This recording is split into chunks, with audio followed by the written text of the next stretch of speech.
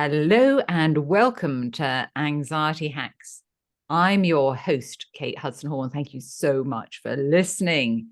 Now, this is a platform for people to share relatable and uplifting and inspiring information on anxiety and how we can sort of integrate it and help each other, because there's so many people. There's an estimated over 285 million people around the globe that have anxiety, which is probably higher than that now, a lot higher, because the majority of people seem to have anxiety, which there's many reasons for that. And we all need to, support each other and get as much help as we can. And that's what I want to provide in this podcast, information for you to be able to help and work with your anxiety. So before we begin, I would like to talk about my new book. It is also called Anxiety Hacks, and it is on Amazon. It's with proven techniques and tools and tips to help you to be able to break through those difficult, anxious behaviors that you've maybe developed. And within the book, there is a lot of different techniques. And also there is a free companion course with the book. So you would be clicking on the link and it will take you through to a free course, which shows me demonstrating how to practice all of the techniques. And then there's a lot of other information in there that will help you to work through tables and downloadable information. So if you would be interested, then if you hop over to Amazon, and you will be able to find it in there, called Anxiety Hacks. Now, our guest today is Jamie Milam. Now, Jamie, after living on her own since the age of 15, becoming a mum at 19 and overcoming drug addiction, Jamie rebuilt her life from a Rubbermaid storage tote and now runs 3/maybe 4 businesses simultaneously as a single mother. She believes that through mindset awareness and purposefulness and purposeful strategies, we can explore resources, create a consistent habits, and execute systems that will help us achieve whatever our goal may be. She works with groups and individuals to dive deeper into their goals for true clarity and develop purposeful plans with strategic systems to address their anxiety and reach their goals, to live the life that they desire and deserve. So, Jamie, welcome. Thank you so much for joining us. Yes, thank you for having me. I'm excited to be here. This is fantastic. Thank you. So now we did talk briefly just before we started to record the podcast about your experience with anxiety. So it sounds like that you've had it for a very long time, but you've learned some fantastic different ways and tools that you manage with your anxiety now. So tell us, in the beginning, what happened and why you feel that your anxiety kind of developed and grew. Yeah, I would definitely say, I would say that I live with anxiety certainly for at least the last 20 years. As you mentioned, I've been on my own since the age of 15. And so with that comes a lot of having to figure things out on your own. And really, looking back when you're not fully developed, that's really a difficult thing to do. And so, when you are forced to figure things out on your own, obviously some abandonment issues kind of come up. And so, stressful situations then weren't handled the best. And so what I've realized over the years now is that the things that kind of still give me the most anxiety is when I feel either invisible, or abandoned, ignored. The other thing is when I feel a sense of loss of control. And that really probably stems from, being age of 15 and falling under the wrong pathway with, the wrong influences and getting into drugs. My life really spiraled, and to a point where finally, when I found out that I was pregnant, that was my life-changing moment. that I needed to do something different, because I was going to bring a baby into the world. And quite frankly, he probably saved my life. And, I then decided, okay, I have to work really hard to change my trajectory. And so now when I start to feel like a little sense of like out of control, things that aren't in my control are the things that give me the most anxiety. I mean, like even like the ocean. I mean, I love the ocean. It is my peaceful place, but being in the ocean where I can't control anything that's touching me or moving around, like it is still one of my biggest like spaces of like, I can't do it. I will become paralyzed. But it's fascinating because diving into that with my own therapist, that was kind of the realization of why is the ocean stressing me out so much? And then I get stressed out. Like, it's not that hard, Jamie. People are around you all, like literally physically around you, and they're fine. Like you can be fine too. And then that becomes a shame spiral, which then gives me even more anxiety.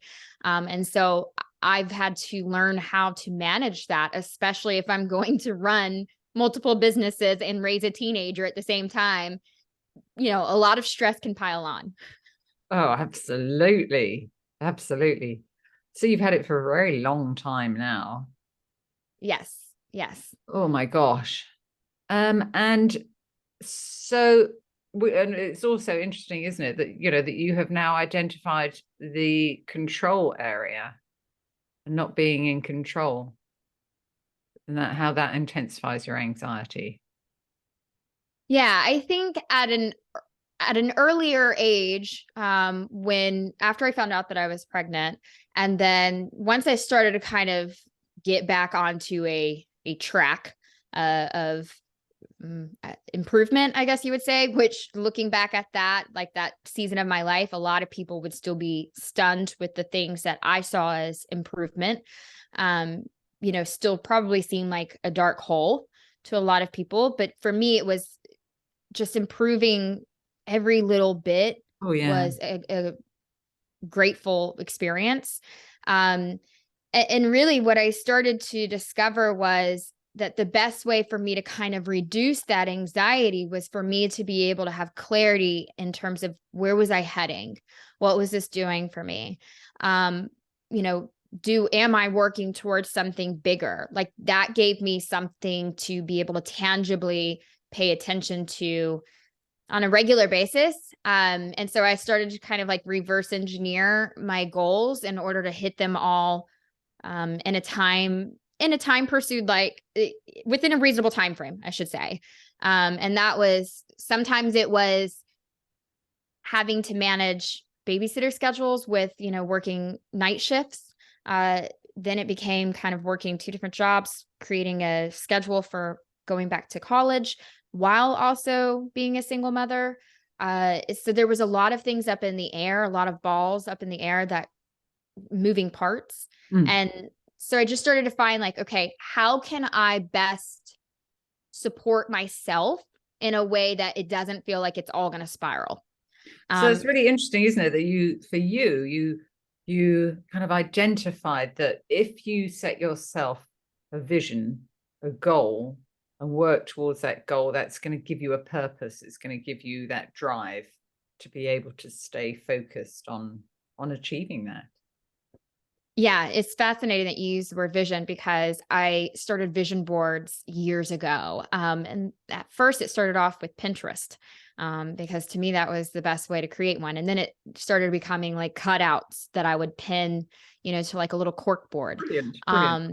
And it's fascinating looking back, because I have vision boards that have things on them that I 100% obtained or achieved, one or the other. I mean, a vehicle, so much so that I literally one day was like, holy cow, like that was actually on my vision board, same color and everything, Wow, so yeah, it was something that, and that was before I engaged back into therapy. It was just the thing that I had to self-discover how to do. And again, it was a matter of, if I'm going to provide a better life for me and my son, I need to be working towards something. And what am I working towards? Like, what does that life look like? Especially to get out of somewhat of a label-ish environment. I was in a very small town of like 16,000 people, where whether it was the reality or not, or if it was my own projection, it felt like everybody knew me for my mistakes and that I was pinpointed for that, which just adds to the level of perceived anxiety. shame. And Yeah. shame just is like anxiety at a whole nother level, when you tell yourself you should be able to do things like, you should be able to move past this. You should be able to, that should has become a real flag for me to test it, to say and challenge, to say, does this should equal shame? Is there shame in this word should in this particular instance? And again, I just want to be really transparent to say that my journey for awareness and mindset really started back in 2018 when I got into real estate. I was able to be surrounded by a lot of people in group programs where mindset was the first focus, on running a business. And that ended up turning into just progress, like focusing on progress. And also The Secret, Rhonda Byrne's The Secret. But then in 2019, I engaged with a therapist. I was struggling with my marriage, and my therapist definitely brought in some amazing tools that have been tremendous. And it's really what I account for today, being able to manage everything with a little bit more integrated peace and ease and calm, and to self-correct at a much faster pace. Oh, Jamie, tell us some of the tools that have helped you. Well, the first tool really was paying attention to that whatever was triggering me in the moment likely didn't have as much to do with that moment as it had to do with deeper wounds and deeper traumas that were stored in my body. Yeah, so it's beginning to sort of unravel it, isn't it? And identify specifically, what were you thinking, what were you feeling, that then brought in this explosion of difficult shame, anxiety, and what other negative feelings may come into that. But it's identifying what the trigger is. Definitely. Which obviously I'm sure you can imagine was drastically affecting my marriage. This was back in 2019, 2020. And, you start to become defensive and explosive, and sometimes even just like closed off when you don't have the tools to recognize where it's stemming from and then what to do about it. And so my therapist, she works with women, and she really focused on, trauma, past trauma, but also inner child, therapy, which at the time I didn't know what it was. And in the beginning, I thought this is the silliest thing I've ever heard in my life. So, inner child therapy has a lot to do with paying attention to that little girl inside of you and what's triggering her. And when she doesn't feel safe, when she feels like maybe her boundaries are being crossed, it allowed me a space to be able to talk to this inner child, just as you would talk to your own toddler or, teenager, wherever in that season it was reminding you of, and to be able to comfort them in a way that ultimately is really comforting yourself. And acknowledging, because you would never tell your toddler or your preteen, you would never tell them like, get over it. Like, you should be able to work through this. You should be fine. Like, you'll be okay. Let's just move forward. You would never comfort them like that. You would say, talk to me. Like, it's going to be okay. I'm here. I'm supporting you. I'm going to help take care of this. Right. Like, and that's not self-talk that we normally give ourselves. And we the most normally powerful give ourselves a really hard time, don't we? Oh, yes. We're definitely the biggest critic of ourselves, for sure. But that self-talk really empowered me. It probably one of the most powerful things that I've experienced in terms of practicing, because it showed me that I could rely on myself, even though the whole time of growing up, since, being on my own at 15, it was, I have to figure it out, because if I don't, nobody else will. Like, I can count on me, because I know that, like, I felt alone. I felt like a warrior of one. But in a very different perspective, versus now it's more, it's okay. I don't need somebody else to fix this, because I'm comforting myself.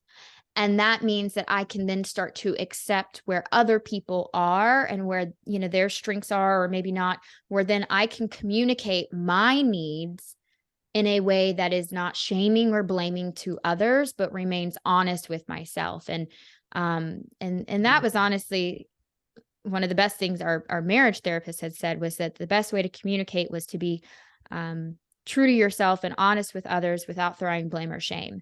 And I would say that the inner child work in comforting myself and recognizing, like, it makes sense that you're feeling frustrated, or it makes sense that you're feeling alone or ignored, because that reminds you of not being important at a young age, being on It your takes you own. back to, a past experience maybe that you've had, that, a specific situation for many people where that's the very first time that they felt that way. And, those same feelings still come up.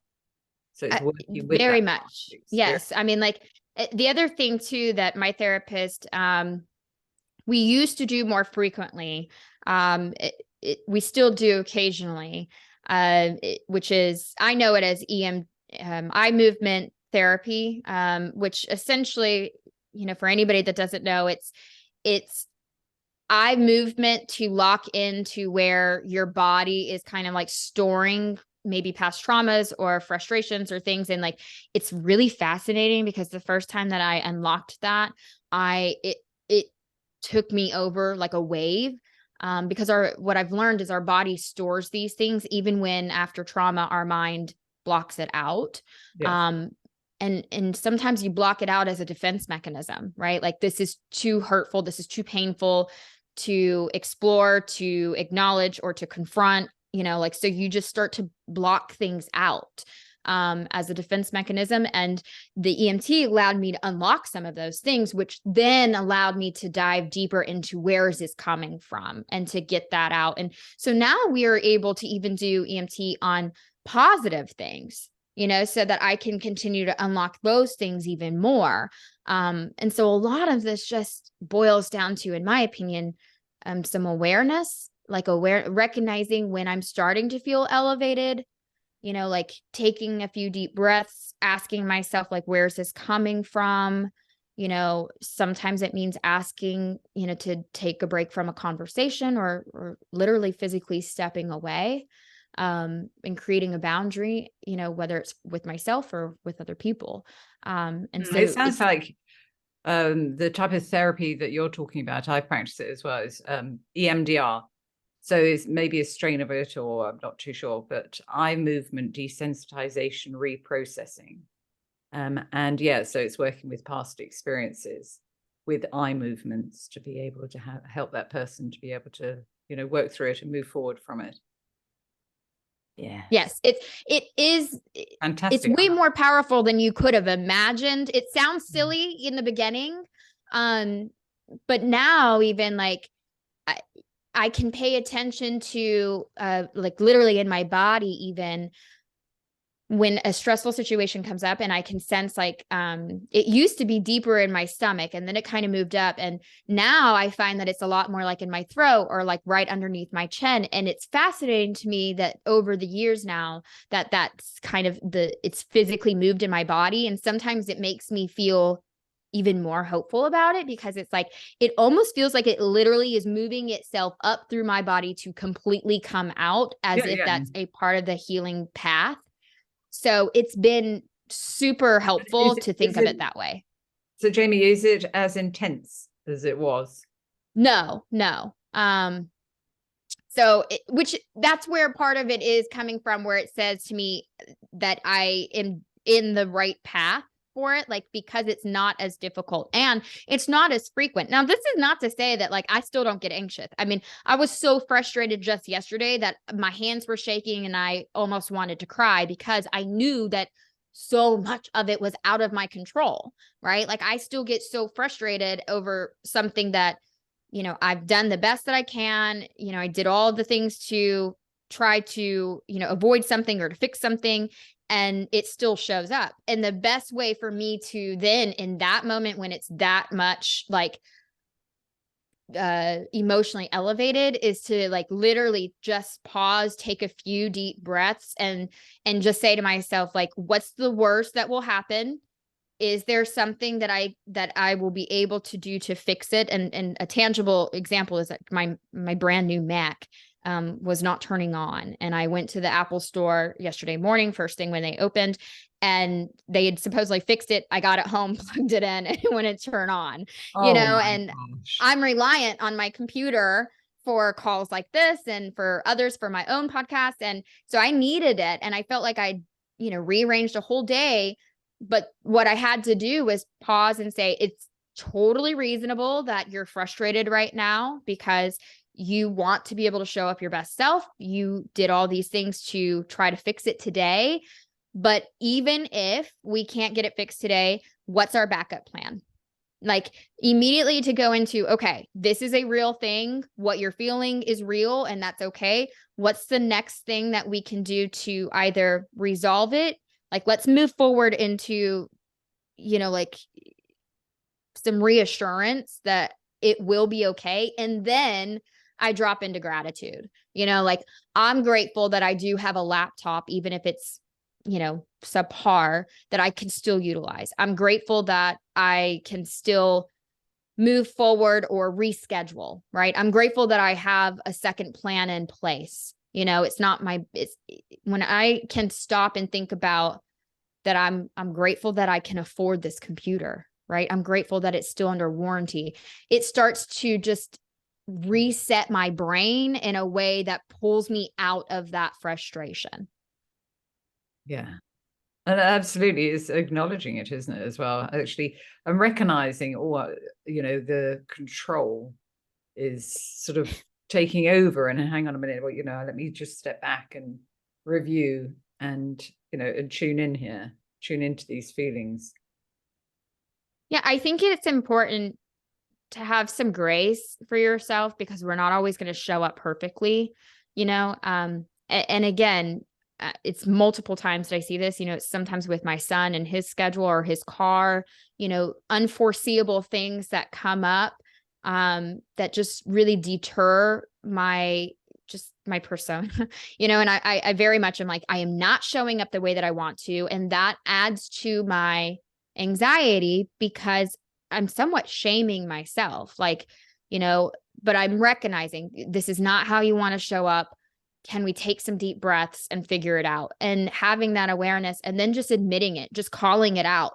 Like I have multiple times called myself out to my son and said, you know what, I want to pause for a second because I'm not showing up the way that I want to right now. I'm really sorry. I know this isn't your fault either. It's out of both of our control. And I want to be a better model for you. And I'm not doing that in this moment. So I just want you to know, like, I'm going to take a few moments so I can recenter so that I can, be stronger for both of us, and so I just call it out, which makes me feel like I'm accepting where I'm at in that moment. And I'm also giving permission and for me to recognize that, like, I'm elevated. I need to bring myself back down. But again, that goes right back to awareness. And if you don't have the tools for becoming more aware of how you're feeling, it's going to be really difficult to communicate what you're feeling and to communicate with others through those elevated emotions. And honestly, that's why I tell people all the time, like, my best weekly investment is my weekly therapist appointment. Like, this is, I don't do it all alone. Yeah. I mean, the way I see it is my therapist is leverage for me in order to strengthen my emotional skills. I mean, this is something that I've invested in every week for almost 3 years now. because it's that valuable to me. I've shown up much better, and I'm happier about where I'm at, and I'm able to integrate a lot more peace and calm and ease to the transition. It doesn't mean that the elevation doesn't happen, but my transition out of it is much faster, smoother, and done with a lot more grace for myself. Yeah, absolutely. When I was going in my eating disorders recovery, I had a therapist for 4 years. And at that time, my mother passed away. And she was like a mother and a father rolled into one, because my father died when I was 2. And after that 4 years, 5 years, after I kind of came out the other side, I remember thinking, oh my gosh, if I hadn't been seeing that therapist at that time, I wouldn't be here today. That's, it's finding that right therapist to help you through. You just said it too, is I think that that's an important piece, right? Is I've been in therapy off and on since I was 15. I started therapy in school with our, not like the guidance counselor, but like we had a licensed therapist in the school. So I started there. I saw other therapists, after I had my son, but I wasn't really super honest with myself yet. I had therapy before I was pregnant with my son. When I was a drug addict, I certainly wasn't most honest then. And I had a marriage therapist that I wasn't in full alignment with either. So I think that it's important that when you do seek out therapy, that you pay attention to how you're showing up. And if you feel like you're in a safe enough space to be fully honest without judgment, and somebody who's actually not just giving you a listening ear, but giving you tangible ways to pay attention so that, you have the tools to eventually do this on your own if you got to that place, right?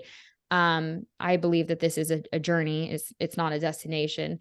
But I know several people, I tried therapy, and I'm like, oh, like, how long, were you with them? Like, I don't know. I went 2 or 3 times. Like 2 or 3 times is not enough to unpack the last 30 years of your life or more, I mean, you've got to get down to the nitty gritty. Yeah, absolutely. So, Jamie, so tell us, so now if people wanted to reach out and get in contact with you, how could they find you? Yeah, absolutely. So, I have a podcast called Determined AF, where we explore, those that are determined to grow and grow faster. What are some of the strategic systems, specifically, in the entrepreneur space. You can also connect with me on Instagram at Ms. Jamie Milam, or my website, jamiemilam.com, has all of the other resources in terms of like what you can download, how you can connect and reach out, set up connection calls, etc. Amazing, Jamie. So thank you so much for joining us. Yes, thank you so much for having me. I hope that there was something here that somebody can take away and give themselves some grace. Yeah, absolutely. And thank you for, the invaluable information about your journey. So, huge thanks to you, Jamie. Yeah, I'm happy to share. Thank you. And thank you to everybody for listening. Before we go, make sure that you subscribe to the podcast on Apple iTunes or wherever you listen, so you never miss an episode. And then let us know what you think of the podcast, and show some love for your favorite podcast by giving 5 stars, sharing your review. It would be fantastic. So thank you to everybody for listening, and I look forward to speaking to you in the next episode.